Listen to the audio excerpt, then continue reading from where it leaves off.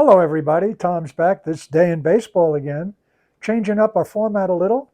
Villains of baseball today, just to add a little different look at the format. It's been very popular, so we thought we'd do another one. Difference is we've been staying with pitchers, usually headhunting pitchers. Today we're going to go with position players because there were some villains in there too, guys that weren't liked very much. And today we're going to talk about our favorite one, Pete Rose. Now, Pete Rose naturally played for Cincinnati, and in 1973 in the NLCS Game 3,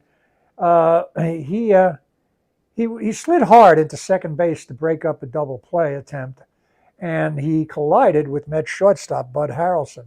Well, Buddy, good shortstop, but he was like most shortstops, not built big. He was a smaller man, and Pete was built like a proverbial brick, you know what, and he slid in hard, which he always did. It erupted in a fight. Pete took him down. A bench clearing brawl erupted, and the fans went absolutely volatile. They threw everything they could but the kitchen sink at Pete, and if they would have had a kitchen sink, I'm sure they would have thrown that too. Anyway, the game was nearly called off, but it wasn't. Another time, Pete Rose, this was classic, everybody saw it.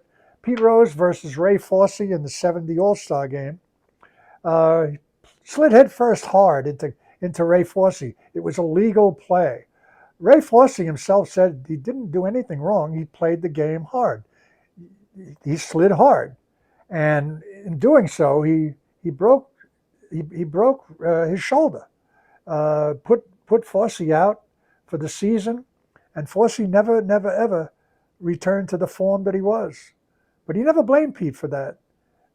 Fans called him a villain, but Ray Fosse never did. He said he just played hard. 1989, Pete Rose became the all hits leader in Major League Baseball. He was banned from the sport for a gambling scandal. He was found to have bet on baseball games, including those involving his own team, the Reds, while he was being their manager. And that led to his lifetime ban from baseball and his ineligibility for the Hall of Fame. Johnny Bench once said Pete was driven and made everyone around him better, but he also recognized that he had a sickness for his gambling addiction. Off note, Bench did not believe Rose should be in the Hall of Fame. Still does. Still believes he shouldn't. Now, just to comment a little bit about some of Pete's quotes. One of them was, play hard, play harder, and never be satisfied. And that was the mentality of Pete. Never, ever play the game easy. Baseball is a game to play hard or lose. Another famous quote. Pete said he'd walk through hell in a gasoline suit to play the game, and he probably would. Somebody has to win and somebody has to lose, and he believed in letting the other guy lose. Another quote by Pete.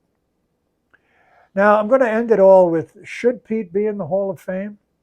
Well, it looks like he may get there someday. They lifted the ban. Unfortunately, Pete's dead. He'll never see it happen, and he always wanted to see it happen. And he always said he never bet on his own team to lose. I think that's the key. If you ever saw Pete play, and many of us did many times, nobody played harder than Pete Rose. And when he was a manager, nobody wanted his team to win more. So in my heart, in my brain, I believe that Pete bet on baseball. Oh yeah, he was a gambler, and he probably bet a lot of times on Cincinnati to win. But I can't believe that Pete ever bet on that team to lose. He played the game too hard and with too much of a passion to win. So should Pete be in the Hall? Yeah, Pete should be in the Hall, my opinion. Anyway, that concludes today, Villains in Baseball. We'll be back again with more of that. Hope you liked it. If you did, please hit the like button. Please subscribe. Comment. The comments are always great to get. And with that, time's out, and we'll see you soon. Bye-bye, everybody.